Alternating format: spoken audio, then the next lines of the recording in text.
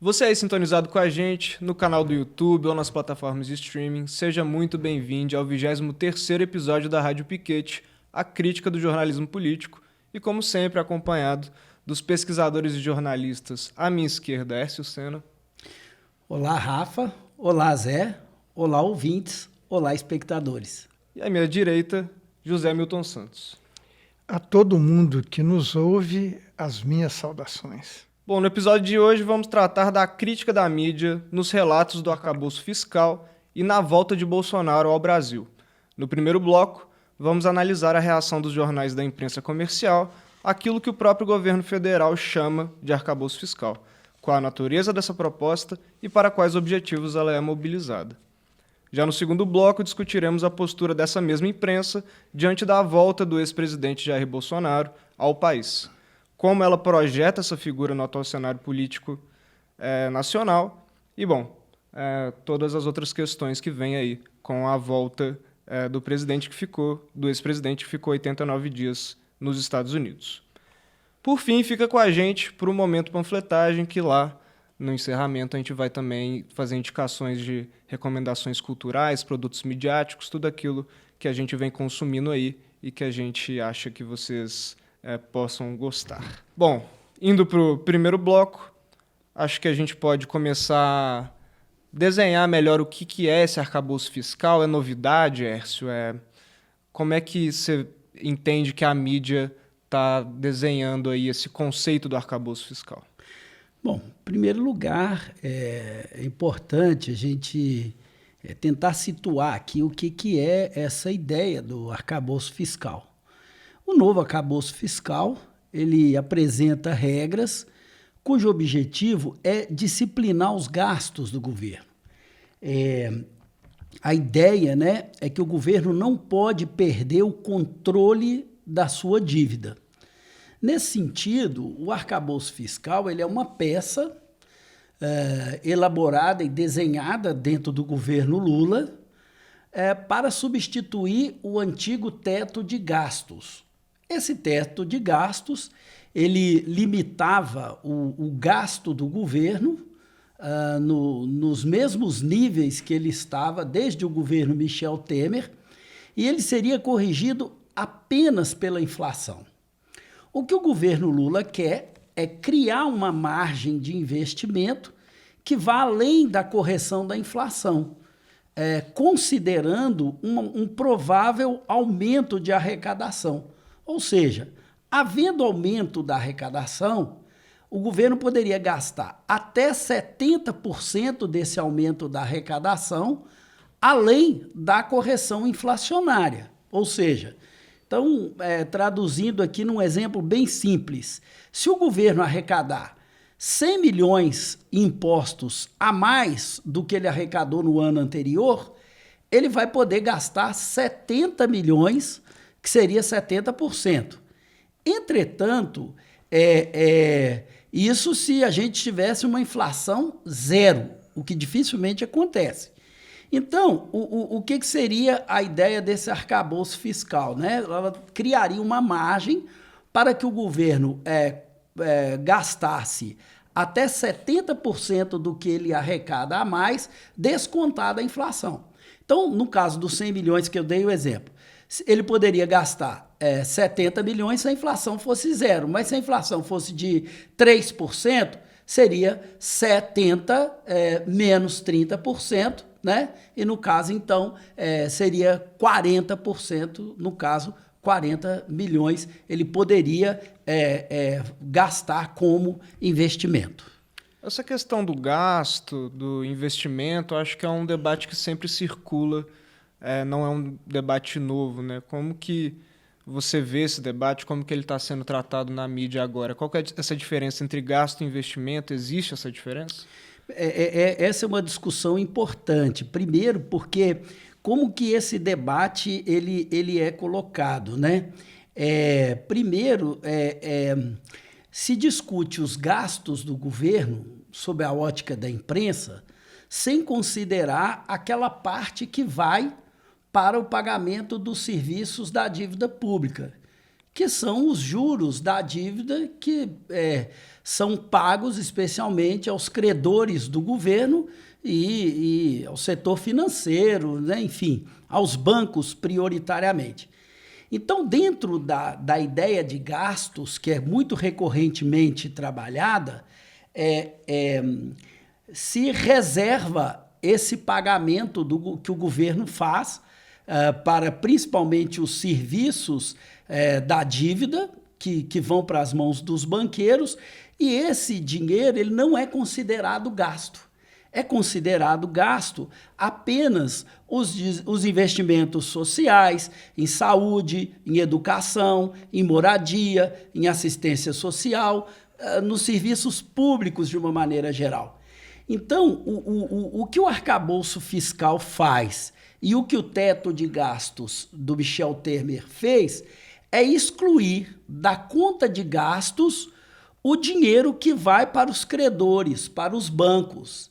Essa aí é uma conta sagrada, esse é um gasto sagrado. E se esse debate fosse feito de uma maneira clara com a população brasileira, eles entenderiam que na lista de prioridades, tanto da política de teto dos gastos, quanto do atual arcabouço fiscal, está em primeiro lugar o pagamento dos juros da dívida pública aos credores e aos banqueiros.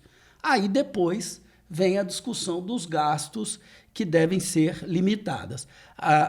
Deve ser limitada. A diferença é que na proposta do arcabouço fiscal há uma margem para se trabalhar mais investimento nesses setores que eu falei, de políticas sociais, como saúde, educação, moradia, assistência social, serviços públicos, e infraestrutura e etc.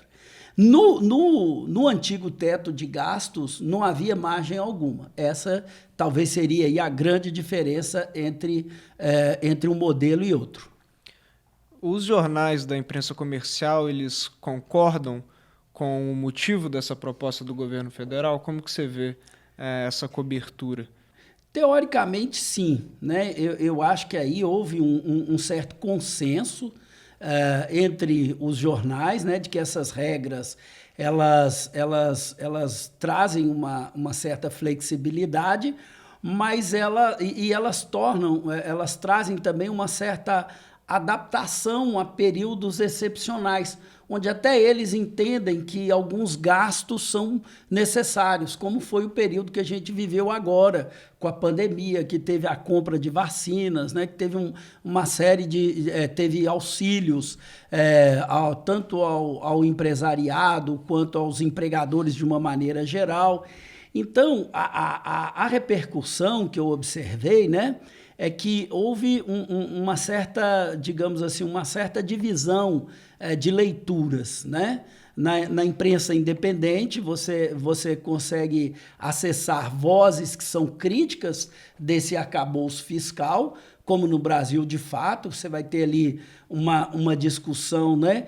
Que essa nova regra fiscal ela agrada mais aos analistas de mercado e menos aos setores progressistas, né? Pra você ter uma ideia, né?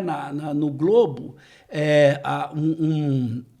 um economista, né? Alexandre Manuel, economista-chefe da gestora de investimento Azequest, ele vai dizer o seguinte: olha, o arcabouço fiscal saiu melhor do que o esperado, porque ele contém limite das despesas, gatilho para correção de rumo e incentivo para aumentar a arrecadação.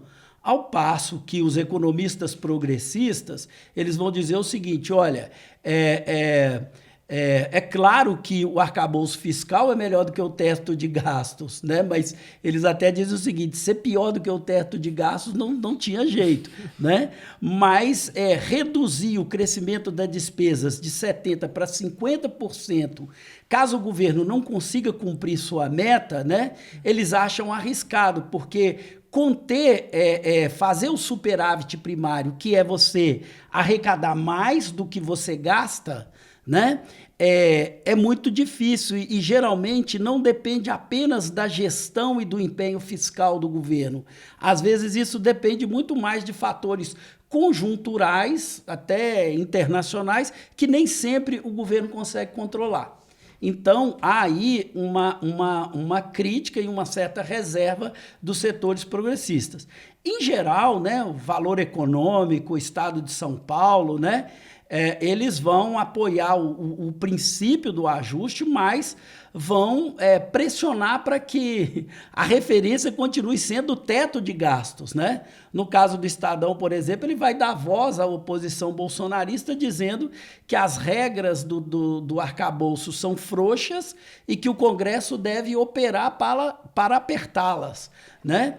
E a gente observa também que eles vão, o próprio Campos Neto, ele vai, em certa medida, né, trabalhar ali com uma ideia meio em cima do muro, de que é importante esse ajuste, mas não tem ali uma relação direta entre o ajuste fiscal e a redução da taxa Selic, que é a taxa de juros que é determinada pelo Banco Central e que aumenta o custo do dinheiro e dificulta a atividade econômica no Brasil, né? Então, foi mais ou menos por aí esse debate em torno da grande mídia.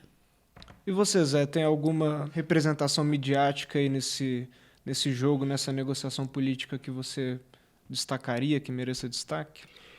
A minha percepção é a mesma do Hércio.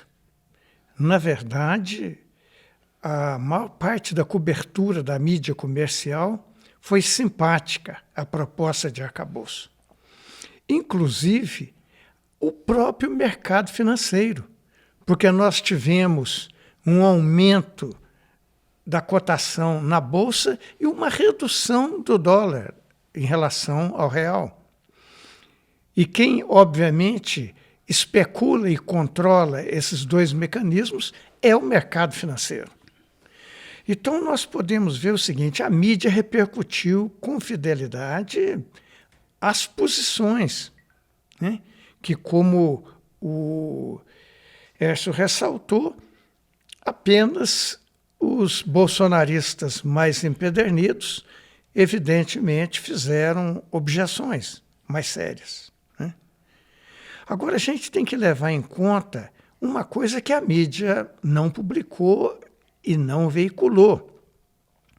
É que nos 2 primeiros mandatos do Lula, ele teve uma responsabilidade fiscal muito grande, o gasto nunca ultrapassou a receita, pelo contrário, e isso possibilitou a redução da dívida pública pela metade. Se me permite aí, Rafa, eu gostaria de destacar assim, 5 pontos que eu consegui observar, né, numa síntese do que foi essa cobertura sobre o arcabouço fiscal.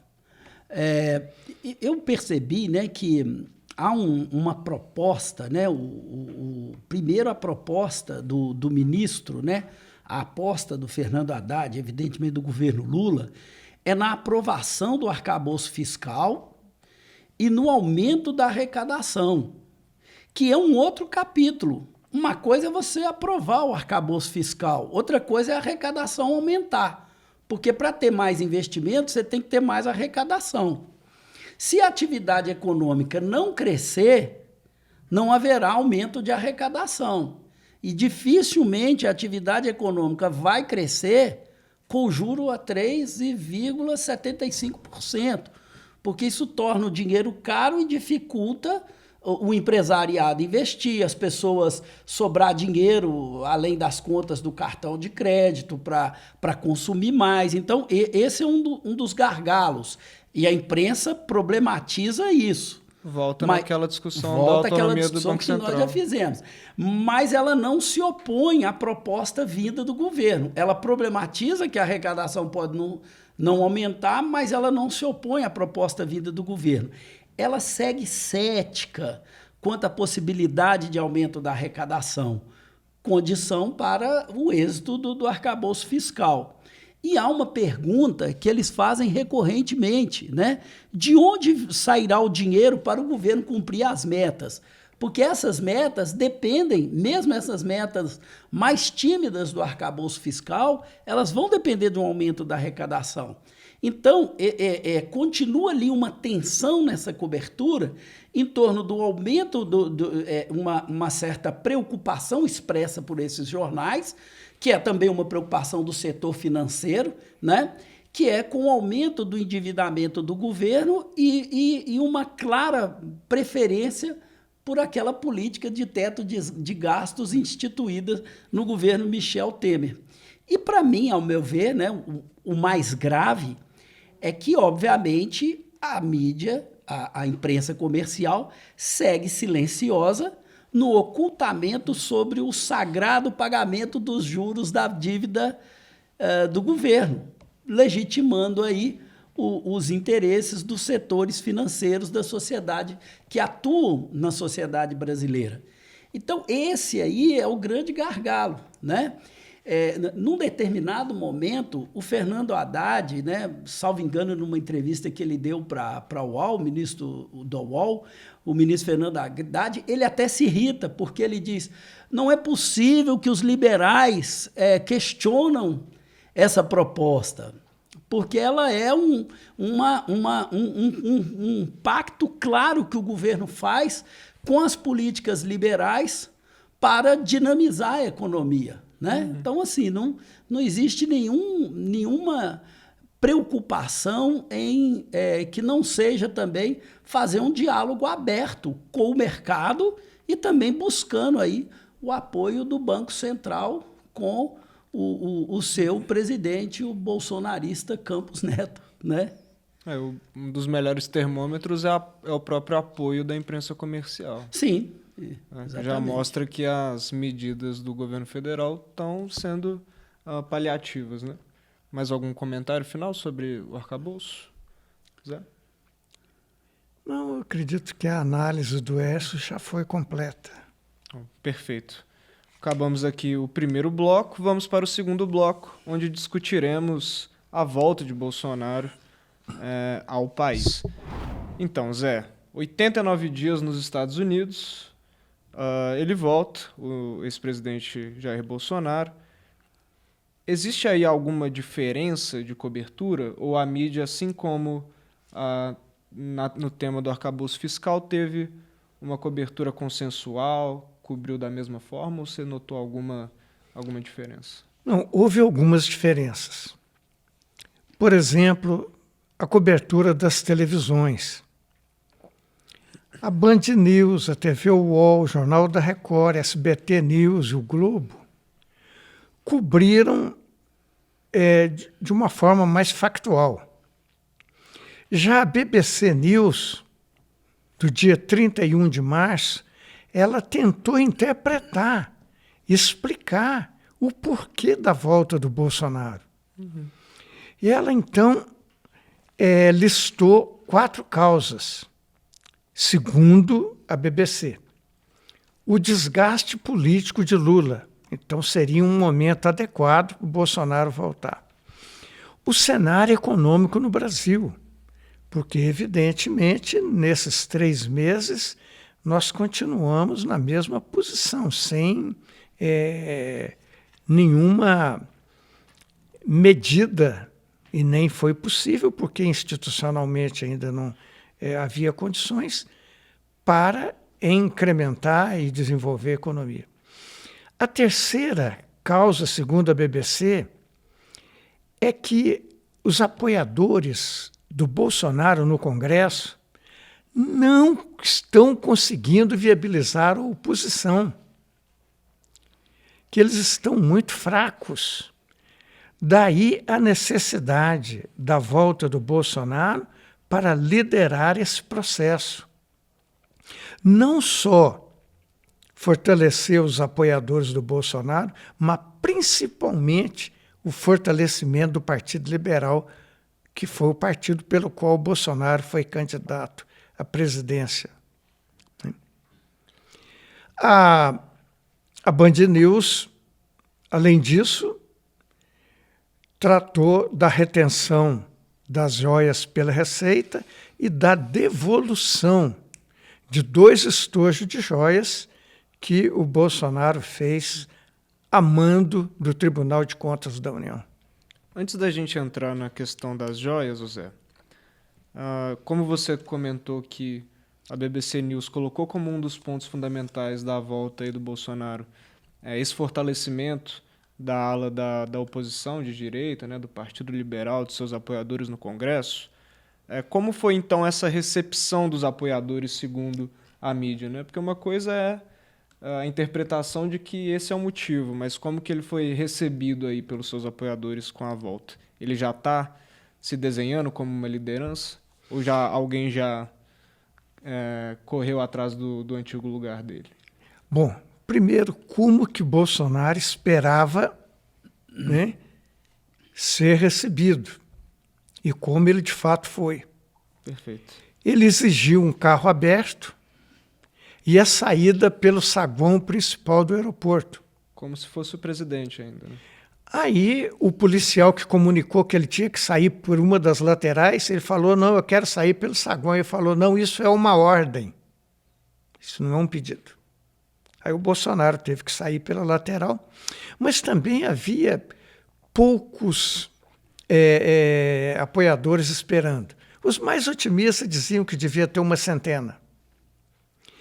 De lá, Bolsonaro foi direto para a sede do PL, onde também aí havia menos gente ainda, havia umas dezenas de pessoas esperando, sem aquele calor com que o Bolsonaro costumava ser recebido anteriormente.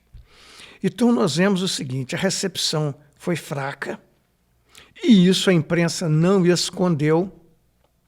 Aliás, tem um comentário que o editorial da Folha, do dia 31 de março, ou seja, um dia depois da volta do Bolsonaro, né?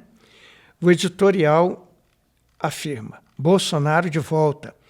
Ex-presidente teve recepção fria no aeroporto, mas mantém capital eleitoral de líder da oposição.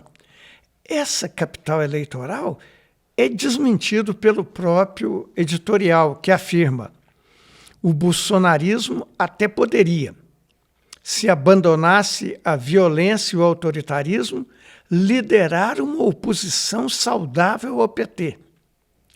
Esse não é, infelizmente, o desfecho mais provável.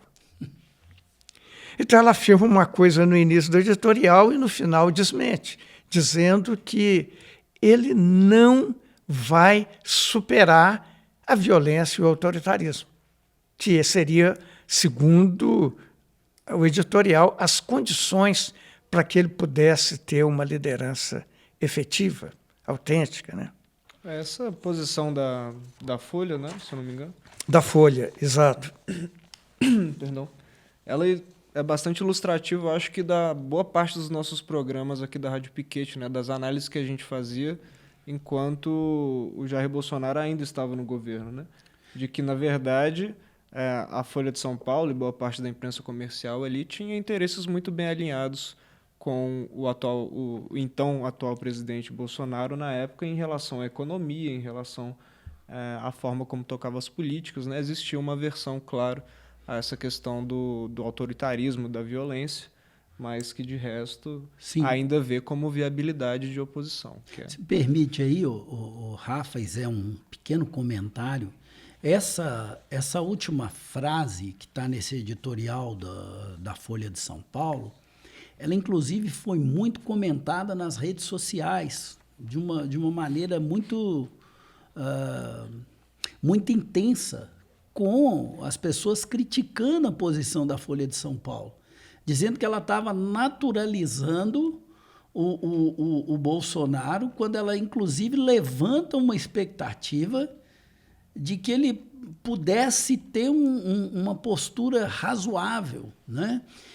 O próprio The Intercept vai fazer uma matéria, né, em confronto com essa posição da grande imprensa brasileira discutindo o seguinte: olha, esses jornais estão dando ampla cobertura para o ex-presidente e tratando ele como um líder político. Ele não é um líder político, ele é um líder. Ele é um líder fascista, né? Um líder político razoável, né? Mas eles dizem não, ele é um líder fascista e ele deve voltar para o Brasil para responder pelos crimes gravíssimos que ele cometeu e não para se colocar no cenário como alternativa. Então, nesse sentido, né, essa posição da Folha e algumas outras matérias que surgiram, como a repercussão da imprensa internacional, que foi repercutida nos jornais brasileiros, né? Ela também, claro que eu acho que eles têm uma postura mais crítica, eu concordo com o Zé, mas, ao mesmo tempo, ela ainda traz a figura do Bolsonaro como uma liderança naturalizada na política brasileira. Esse é o problema. Porque uma liderança dessa natureza, com os crimes que ele cometeu, com o tipo de política que ele exerceu, não pode ser simplesmente naturalizado na vida política brasileira. E, nesse sentido, a mídia, a imprensa comercial, e aí eu concordo com o Rafa, ela foi muito responsável também ao blindar as políticas do governo Bolsonaro no campo econômico, no campo dos direitos sociais, dizendo que o único problema do Bolsonaro era o método e a violência. Não, né? Aí não, você tem o método e a violência também se expressa na política econômica, se expressa nas políticas sociais, né? Enfim, em todo o que foi os 4 anos do pesadelo do governo Bolsonaro. E como o Zé bem colocou, tendo essa recepção não muito calorosa de seus apoiadores, a imprensa até meio que se isola aí nesse apoio, nessa expectativa do Bolsonaro enquanto essa possível liderança de oposição. E aí, puxando o gancho do Hércio, Zé, vamos falar então dos crimes, né? Vamos falar dessas joias.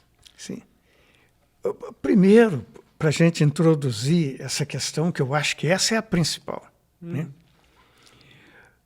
O Estadão, no próprio dia da chegada do Bolsonaro, dá destaque a uma pesquisa da Genial Quest e uma manchete: menções negativas superam positiva nas redes sociais, sobre a volta do Bolsonaro. Quer dizer, a maioria, então, considera que ele nem devia ter voltado, né? E, com relação, por exemplo, à tentativa dele de se apropriar das joias, é preciso que a gente deixe claro: o Tribunal de Contas da União estabeleceu que apenas pertence à própria pessoa, ao próprio, no caso, presidente, os bens de pequeno valor. Os bens de maior valor são do Estado. Então, tanto assim que o Tribunal de Contas ordenou que ele devolvesse. Aqui é interessante, né? Tem, por exemplo, o Rui Castro, que é um colunista da Folha, né, no dia 30, mas ele faz um artigo com o título Alibaba e os 40 Bolsonaros. Obviamente chamando o Bolsonaro de ladrão. O Correio Brasiliense, já bem à frente, numa semana depois, no dia 7, entrevistou os investigadores que inquiriram o Bolsonaro. Obviamente não revelou o nome, mas afirmou que eles acreditam que o depoimento do ex-presidente não muda o entendimento de que houve crime no caso. Então o crime já está cometido, mesmo que ele tenha devolvido os 2 estojos de joias, porque ele ainda tem 9.000 peças guardadas, que, obviamente, vão ser periciadas, né? Mas a repercussão com relação, por exemplo, a essa questão das joias, a grande mídia não deu grande destaque, não. Né? Aliás, a grande mídia não deu destaque nenhum, a não ser nos primeiros dias, no dia 30, 31, no dia 1º. Depois, só a Folha continuou cobrindo. Os outros abandonaram o tema da volta do Bolsonaro. Uhum. Se algum comentário? Um destaque aí para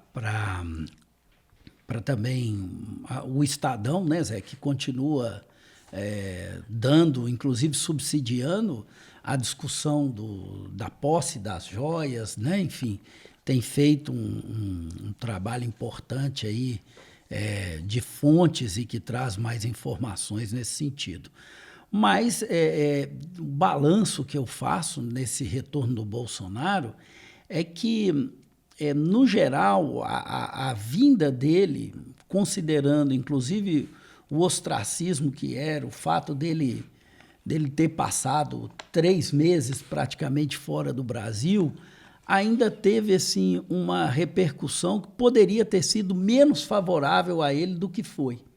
Então, nesse sentido, eu acho que uma cobrança semelhante a que o The Intercept fez, faz jus ao modo como a mídia, de uma forma geral, tratou o retorno do Bolsonaro. Completamente ignorado nos canais, né, mais independentes, né, a não ser pela negatividade das questões que a figura do Bolsonaro expressa, mas com um certo desejo, né, de uma certa moderação de um sujeito completamente imoderável por parte da imprensa comercial, o que não chega a ser, né, talvez até chega a ser uma ilusão diante daquilo que ela mesma, né, essa imprensa comercial, experimentou das relações que esse governo teve com ela durante os últimos 4 anos.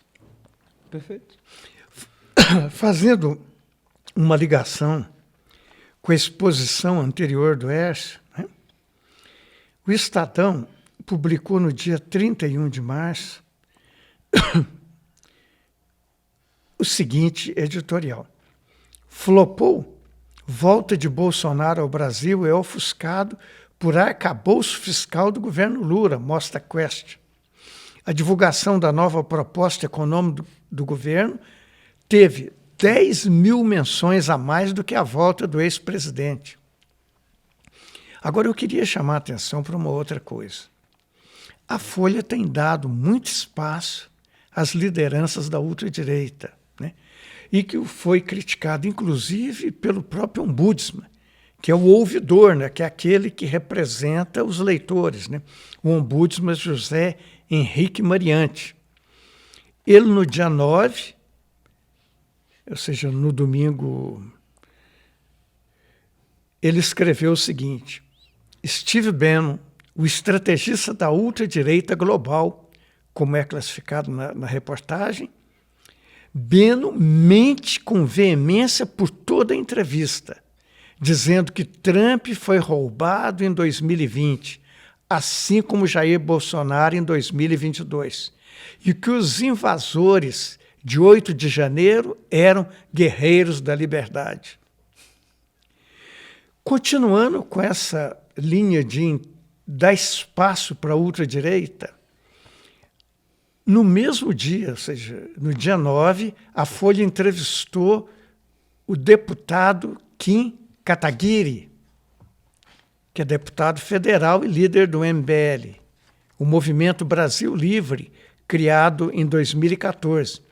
Esse movimento teve um papel importante no golpe contra Dilma e na eleição do Bolsonaro em 2018. Pois o Kim Kataguiri, de ultradireita, afirma o seguinte: ele acredita que o ex-presidente da República se tornará inelegível e que existe cada vez mais elementos para que ele seja preso.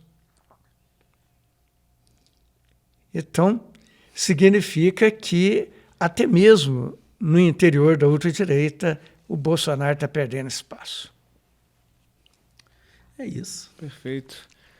Chegando ao fim do segundo bloco, vamos agora para o nosso bloco final. Antes do encerramento, vamos ao momento panfletagem, recomendações, indicações de produtos culturais, eventos, tudo aquilo que pode ajudar aí também a aumentar aí nosso arcabouço fiscal não, né? Mas nosso arcabouço cultural, teórico, político e de crítica de mídia, principalmente, para lidar aí, né, com essas leituras.Ércio, quer começar?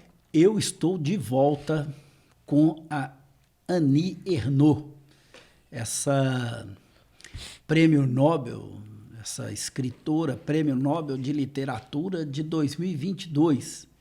E como ela ganhou o prêmio Nobel pelo conjunto da obra, eu estou trazendo hoje a indicação de um dos livros que teve papel fundamental na escolha da Ernaux como Prêmio Nobel de Literatura, que é o livro A Vergonha. Nesse livro, ela começa contando uma história que é uma história familiar, uma experiência ruim pela qual ela passou, que foi ver numa cena onde o pai agride a mãe, né? E ela ela usa a expressão: meu pai tentou matar minha mãe naquele domingo depois do almoço. E a partir daí ela vai reconstituindo a história, né, da relação dela com a mãe, com o pai, e enfim, fazendo ali toda uma discussão que aborda a perspectiva sociológica e a história dela no meio desse processo. Já deu para perceber o tanto que eu gosto dessa escritora, então deixo aí também para os nossos ouvintes, espectadores, amigos, né, essa indicação A Vergonha, de Annie Ernaux. Legal. Eu gostaria de recomendar, na verdade, um seriado de televisão. Eu que não sou muito de séries, mas esse aqui eu voltei a assistir recentemente. Um seriado muito premiado que chama Atlanta, que é escrito por várias pessoas, mas principalmente pelo já conhecido ator, rapper Donald Glover, que tem, né, seu nome como músico aí de Childish Gambino, e também seu irmão, o Stephen Glover. E outros vários produtores executivos famosos também, como o Hiro Murai. É uma série de um drama, de uma comédia dramática, e que, segundo o próprio Donald Glover, numa entrevista para a GQ Magazine, tenta captar um pouco como é que é essa juventude aí, negra e, querendo ou não, periférica também ali em Atlanta, no sentido de que as coisas mais bizarras acontecem, mas por causa ali, né, da condição social e racial deles, eles têm que só deixar levar, né? Essa bizarrice que aconteceu, mas eles têm que seguir em frente. Então é um pouco brincando com esse sentimento aí, dessa realidade aí da juventude de Atlanta.